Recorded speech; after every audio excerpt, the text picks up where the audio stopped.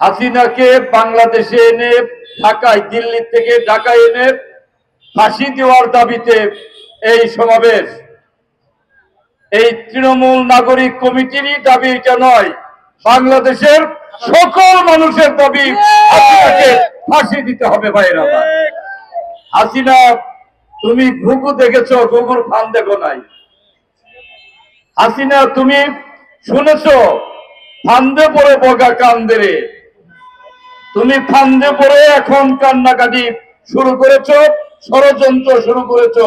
তোমার কোন ষড়যন্ত্র বাংলাদেশে আর টিকবে না। ভাইরা আমার, আমরা আগামী দিনে প্রমাণ করব আওয়ামী লীগ এবং আওয়ামী লীগের দূষর কোনোভাবেই মাথাচাড়া দিয়ে উঠে বাংলাদেশকে আর যাতে বিশৃঙ্খলায় ফেলতে না পারে, বাংলাদেশকে যাতে পিছনে ফেলতে না পারে। আমাদের নেতা, দেশ নেতা তারেক রহমান যে নির্দেশনা দিয়েছে, সেই নির্দেশনা অনুযায়ী বাংলাদেশে গণতান্ত্রিক আন্দোলন সংগ্রাম এবং জনগণের অধিকার প্রতিষ্ঠা করার জন্য এই অন্তর্বর্তীকালীন সরকারকে আমরা সহযোগিতার মধ্য দিয়ে একটি নিরপেক্ষ নির্বাচন হবে।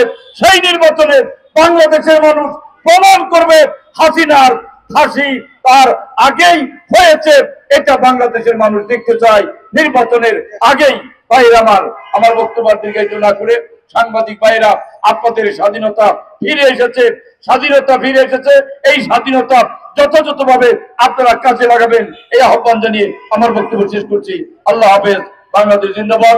শহীদ জিয়া মরহুম বেগম খালেদা জিয়া জিন্দাবাদ। আগামী দিনের রাষ্ট্রনায়ক তারেক রহমান জিন্দাবাদ।